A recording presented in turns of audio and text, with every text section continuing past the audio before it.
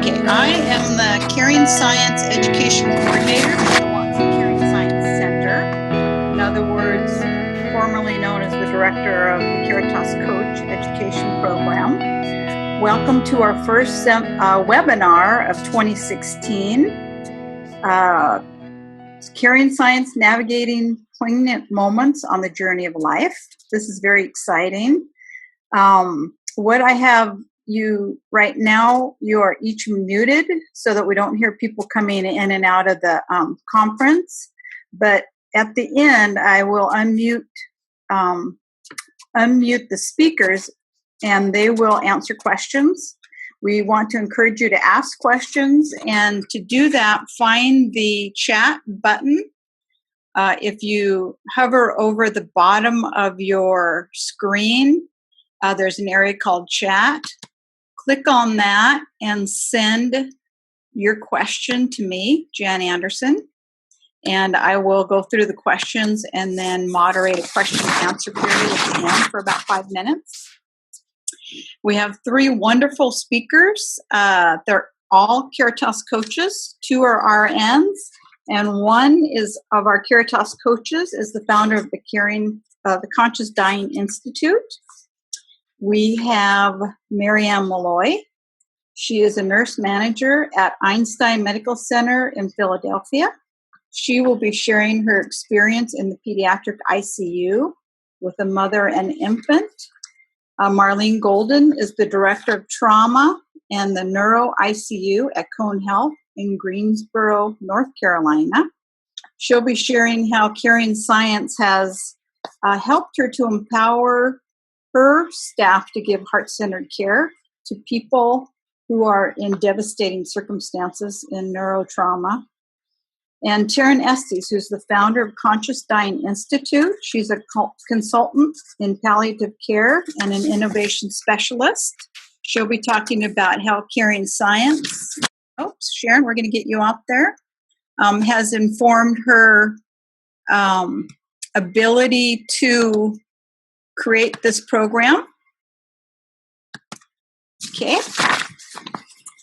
And so welcome. It's so wonderful you could take time out of your busy days to be with us. We're excited to share what Caring Science, how Caring Science has affected the care and lives for those people under their care. And I want to thank Jason Drysdale. He is the tech specialist. He is a all-around good guy from CU who's helping us in the background with the Zoom. We couldn't do this webinar without him. So we will start with Marianne Malloy. She will tell you a little bit more about herself, and then she will introduce Marlene. They'll each speak for about 6 minutes, and then we'll have a question and answer period at the end for about 5 minutes, we hope. So be sure to ask your questions, send them through chat. Hi. Good evening, everybody. So here in Philadelphia, it's about 6:30, and I actually just walked in from a very busy day at the hospital. And I have recently acquired, not only I have had the NICU for 12 years, but I recently acquired Labor and Delivery, which is a 9 delivery room unit that does 300 births a year. So yay me. And my story tonight is, is really about what I do every day. And I'm going to actually tell you a story about baby Grace and her mom, Laura. And I've recently had the pleasure of Laura coming back into my life because she has her second child as a patient in my unit.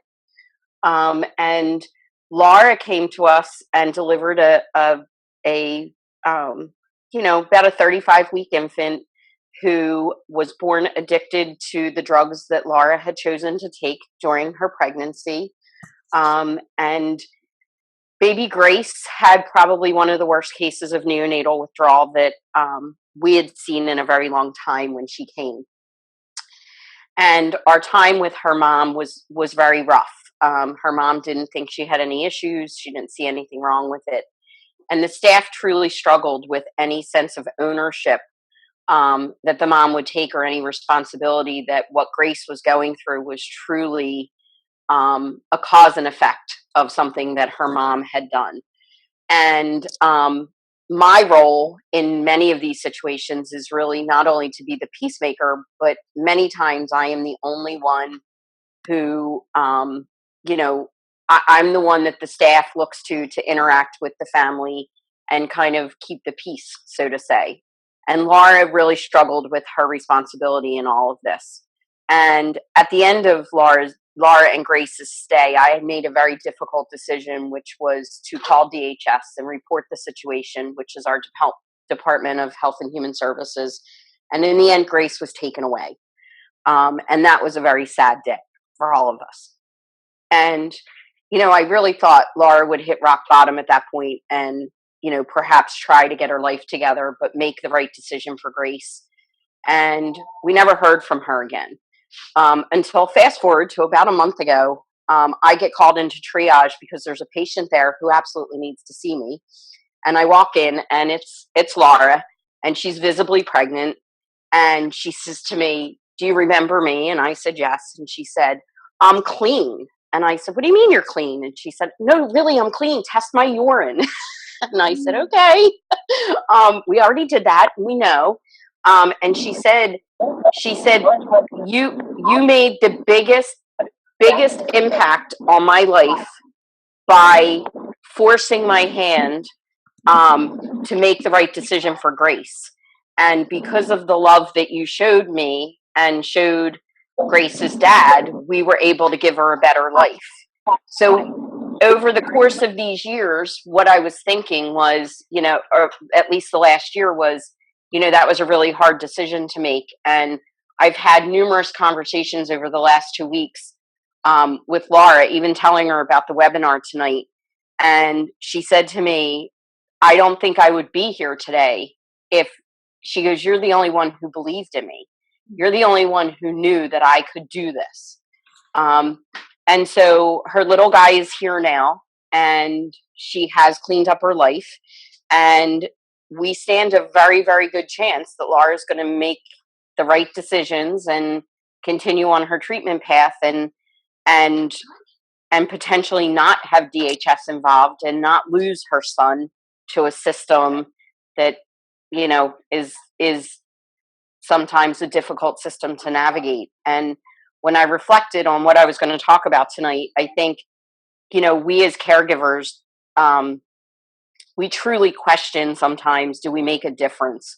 And is what we do, you know, does it make a difference in general to what we, you know, to what we inspire to do and to the lives that we touch? And in this case, I truly would have never believed that she would come back and thank me, or even come back and say that what we showed her was love. And she did. She came back, and she calls me every day for an update. And it's not that she doesn't want the update from the nurses, but I think she needs a pep talk every day. And she needs to know that there's other people out there that care. And so every day around 3:00, I have my Laura phone call, and we talk about how the baby's making out and what the plan is and what we've done for the day. And I think we've made a difference. And, you know, when I think about the things that Jean has taught us and taught me, it's about one patient at a time, and, you know, one patient and one nurse at a time. And that's really what I practice every day. Well, that's really amazing, Marianne. She's my new best friend, just by the way. You obviously have made a big difference in her life. Yep. So I guess we're ready to move on to my mentor and a very dear friend. Marlene has a wonderful story to share with all of us of how she has been able to make a difference in both her staff and in families' lives. Okay, and I'm trying to unmute her. This is also, okay, here we go. Also new. Yeah, it is. Marlene, all you have to do is turn on your video. Thank you. Thank you, Marianne. That was awesome. You're on. Thanks, Marianne, and thank you, Jan. I was also reflecting on what I was going to talk about this evening. And what I decided to talk about was how caring science has changed my life and kind of empowered and inspired me to do this with my staff and my nurses. And I have 3 quick stories that I'm going to tell. One of them is we had a 17-year-old traumatic brain injury. He was on a skateboard being pulled by his friend's pickup truck. Of course, no helmet. He's 17 and decided that, at 17, you're invincible. Was thrown, had a really bad traumatic brain injury, wound up in a coma in my hospital, and was really unresponsive with everyday high intracranial pressure readings. And after about 3 weeks, the physician had a talk with the boy's mom and said, look, it is not looking good. And at some point, we're going to have to make some decisions. And I just want you to start the process now, that the outcome probably will not be good. And at some point, we should think about letting him go. So what the mom did was she thought about it and she asked the nurse, could she get in bed with her son? Now you have to imagine the boy's hooked up to a ventilator, all kinds of tubes every which way. And the nurse never hesitated. That nurse was working today. She never ever hesitated. She said, of course, let me help you. She picked up the lines, helped the mom get in bed next to the boy. And the mom had a conversation with the boy. And she said to the boy, if you want to go, I'll let you go. But if you want to stay and fight, I'll be behind you and I'll fight with you every step of the way. To make a long story short, the mom said she heard her son say he wanted to stay and fight, and he did. And lo and behold, he has some deficits, but he's working, that was 3 years ago. And he's working now. He does amazing wood sculptures with chainsaws. He makes these big bears and all those things. That was one story. The second story was I had from 21-year-old. She was about, I'm trying to remember how many weeks. I think only like 21 weeks gestation. She was pregnant. Bad motor vehicle accident. Had to be intubated at the scene, transported to my hospital, on my unit, unresponsive, on a ventilator.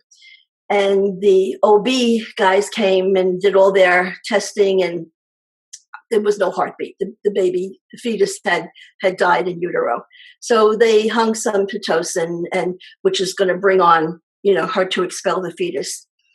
And I went home that night at 6:00, and I left at that point, and they said it will probably happen in the next 12 to 24 hours. Anyway, I came in the next morning, and what did I find? At 7 a.m., the patient had expelled the fetus, but the nurses knew this was going to happen. And that morning, somebody brought in a receiving blanket. Someone brought in an ink pad to take footprints of the baby. Someone else brought in their camera and took pictures of the baby. And another nurse brought in one of those little stocking caps from her own child that she brought home from the hospital. So it was like 5 different people involved in this. Literally, it's an act of love.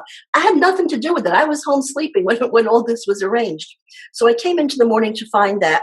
And we had the baby, the fetus, in a room. We had a spare empty room. We had no patient in it. And we kept the baby there till the mom's whole family could come. It was a Vietnamese family. So they could come. We arranged with the chaplain to baptize the baby with the family there. We took pictures of the grandparents with the baby. And I had nothing to do with it. My nurses did it, but they did it because they're empowered and they think with their hearts more than they think with their brains. And the third one I'm going to tell you is another day I come into another thing. They're always surprising me. I come into another event and there's a dog in my ICU. And it was in a patient's room. It wasn't running around. It wasn't, bothering anybody. It was in one of my patient's room in bed with the patient.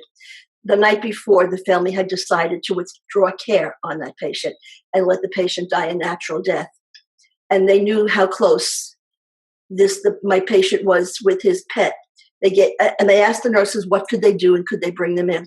And my nurses told them, just make sure you have a copy of his inoculations, his vaccinations, and just give him a bath before you bring him in. And that's fine with us. You can carry him in, you can put him in the bed, we can't have him running around. So I came in to find that site with the whole family around the bed and the puppy in the bed with the patient. All these things my nurses did on their own. They did not call me and ask me. They did not check if it's against the rules, if it's not against the rules. Because my favorite saying, and I tell them all the time, the brain must be subservient to the heart. And hospital policy and procedures are fine. But policies and procedures don't cover every eventuality. And we're dealing with human beings and with spirits and with souls. And we do work in such a sacred space that sometimes we have to put all that stuff aside and treat the spirit of the patient as well as the body of the patient. So those are my 3 stories. And now I guess I'm going to turn it over to my good friend and Caritas coach, Taryn, whom I have learned so much from. So open up Taryn and let her speak. Thank you. Thank you, Marlene. That's amazing. It just makes me feel good to hear those stories. Well, thank you, Marlene. Those were beautiful stories. Lots of beautiful stories. I want to talk about something that I experience in the work that I'm doing with nurses and caregivers who are coming through the Conscious Dying Institute to not learn how to be doulas for the end of life, but remember why they're attracted to the end of life and what their innate healing gifts are to begin with. So one of the things that I noticed, like the Institute has been around for a couple of years, almost 2.5 years, and we've trained probably 450 students. And I'd say about 20%, 25% of those students are caregivers in nursing homes, and maybe 30% of them are nurses or hospice nurses already working in healthcare systems. But my particular interest in doing this work actually came because of my experience with my family, living in a really tiny town when I grew up, and being with my mother, who was a home caregiver in nursing homes. And so I'm going to go back and forth a little bit here. But the thing that I see with most of the students who come in to do this work is that they are so attracted to the end of life and that whole period of time nearing and during death, because it's a time when we have the most opportunity to connect with who we truly are. And that whole space is like a portal. It's like this magic field that just opens up, as if, and probably our DNA as humans just knows that we're dying and this is our time if we haven't had it before. And so everybody who's in that field caring for people who are dying are, we all get to experience that, and it's beautiful. I kind of say it's like the moth to the flame, and the flame is our true essence. And that true essence gets so bright when people are moving toward the end. And so that field, the unitary field, that Jean talks about from the work of Emmanuel Levinas, and the ethics of belonging and our interconnectedness to everything and everyone in the past and the present and future is just so right and so rich. And this field, we walk right into it. And some of the things that happen in that field are very mysterious, and miracles happen in that field. And we're right in the midst of this huge mystery. So a lot of times what I hear, especially from caregivers who are working in nursing homes, is that they're privy to these stories of their patients talking about a family member coming for a visitation, or seeing a friend, or seeing their husband, or seeing their wife, or seeing their mothers and fathers who died and gone before them, and that there's this kind of thing that happens where a lot of nurses dismiss that and invalidate it and say that it's because of medication, or it's because they're deluded, or lots of things. And these beautiful, caring human beings who've gone into those systems, attracted to the work because they have this intuition about this time and about these events, they feel really badly about what they know, and they don't know how to to be with it. They don't know what to do with the story, and they don't know how to validate it or what to do. So so we get to talk about that when we're doing the training, and we get to talk about all of the stories and all of the beautiful visits from ancestors. And this one beautiful young woman who had she'd been in one nursing home for 8 years, and she couldn't even count the number of people that she had been blessed to be with when they were dying. But she wrote me recently to tell me this story of, and how she was with the story of this elderly woman who had not been awake for, I think she said maybe 24 hours. And everyone, was really sure that she would never come to consciousness again. And Claire walked into the room, she said, and this woman opened her eyes, this elderly female resident opened her eyes, and she said, Winston, you're here. And Claire said, tell me more.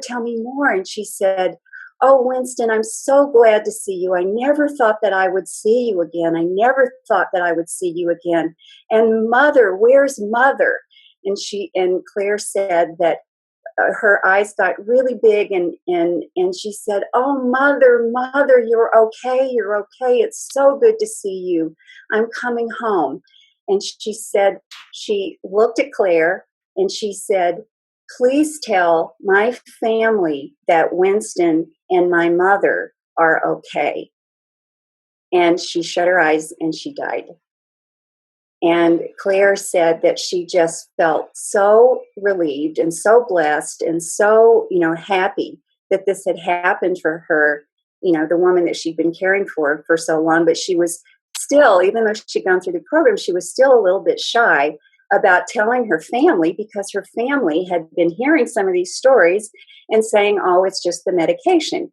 So, but Claire made a promise to her resident, and she said, I'm going to tell them. And so the mother and child of the elderly resident came into the room, and Claire said, your mother wanted me to tell you something. She told me to tell you that Winston and her mother are fine.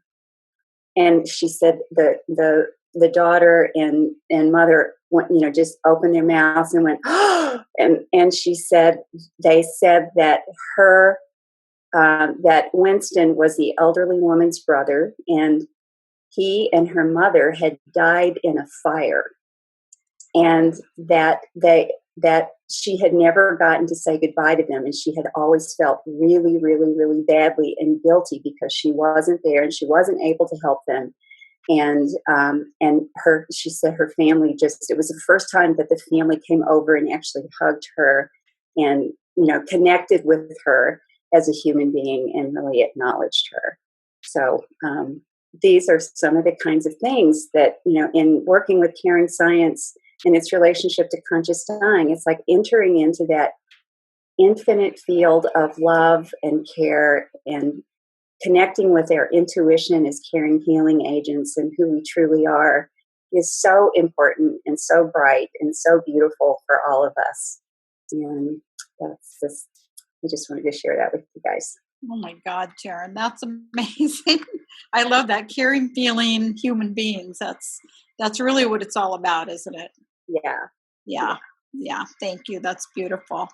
Now we don't have any questions, so I'm trying to come up with questions in my mind. I know there's also a raise your hand if you want to ask a question. Let's see how we do it here. Hover over the bottom of your screen and it'll say chat. Just click on that. You can send a question. And I'll just try to make some up. We've got about 5 more minutes. Thank you, all 3 of you. Marianne, Marlene, and Taryn, you are beautiful. human beings. I'm so glad you're helping us all with our life journey with your precious and beautiful philosophies and big hearts. But I noticed with all three of you, what you have stressed is connection, seeing the human, and creating human sacred space. So I'm not sure if anyone wants to address that. I don't know if I can undo everybody, or Taryn, if you want to add something more about any of those concepts while I try to. Well, creating a caring, healing environment and being the primary healing instrument. We are the primary healing instrument wherever we go, which is the caring, healing environment, no matter if it's in a healthcare system or, a hospital room or a nursing home room or wherever that may not look so beautiful and may not have the feeling of as much beauty as we want, but it doesn't really matter, because what people experience is the love and the care that they receive from us, not the walls and not the bedspreads and not the bells and whistles. If we're there being the primary healing instrument, that's what really matters. Yeah. And what you're talking about is the sacred space as well. It's the environment in which people are cared for. Marlene, did you want to add something to that? I think anytime you develop a relationship with a patient or a family member or a peer, a staff member, you create that sacred space. Mm-hmm. You can create it any place at any time. It's all a matter of intentionality and being thinking with your heart and not always your brain. Mm-hmm. Now, I do have a couple questions. One is from Cindy.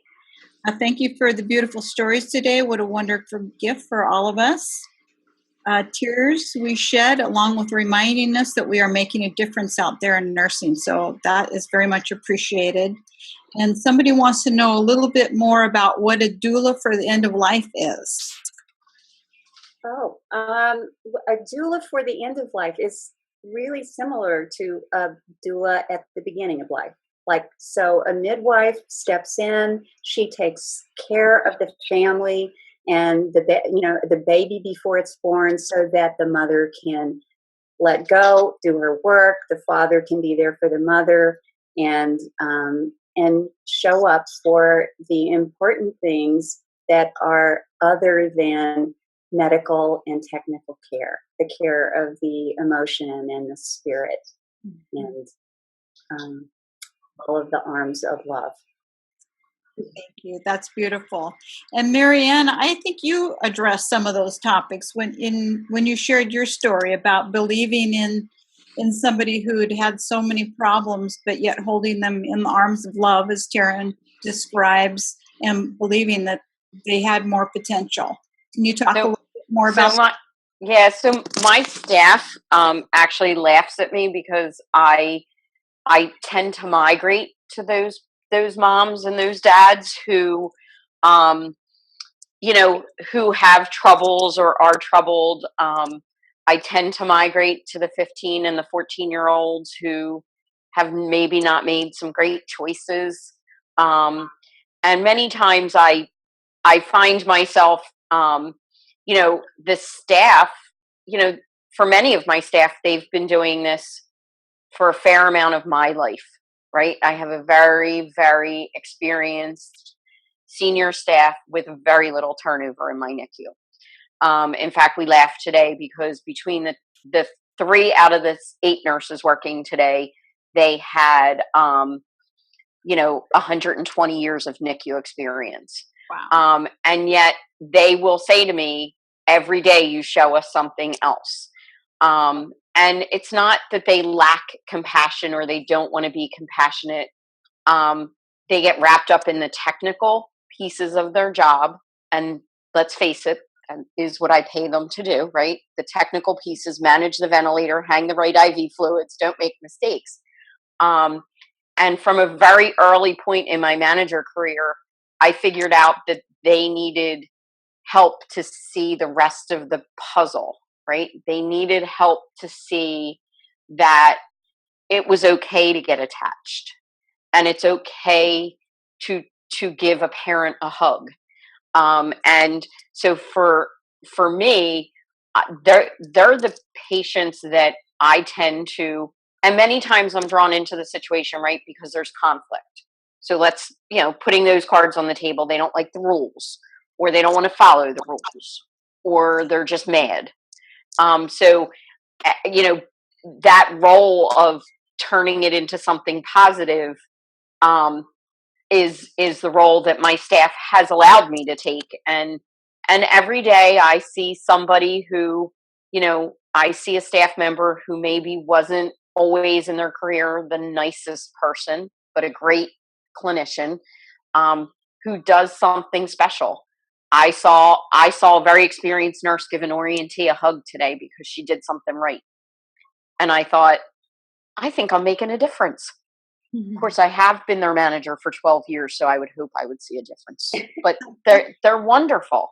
They are absolutely wonderful. And I had my very first staff meeting today in labor and delivery, and they lack trust. And Marlene and I have talked about this, and they lack trust, and they're very vulnerable right now because they're short-staffed and everything's against them. And I said to them today, I said, "Do you believe that we're going to make this better?" And they said yes. And I said, "Okay. So what are we doing first?" And they said, "Well, I guess we're going to work with what we have today." That was really the only option, but they got it. They did. There was not one complaint. And then when the phone rang twice at 9:00 today with two nurses saying to me, "I'm on my way," I knew that we were making a difference. That's amazing. Yep. Well, we are out of time, but I want to thank all three of you and everyone who has attended. You are all three a beautiful example of what love and care can do in this world and in the caring field. And Jason will put up one slide at the end here that will tell you more about the programs that CU has if you're interested. And I'm sure there's contact information there as well. So thank you so much for joining and showing us your beautiful big hearts. Thank you. Thank you.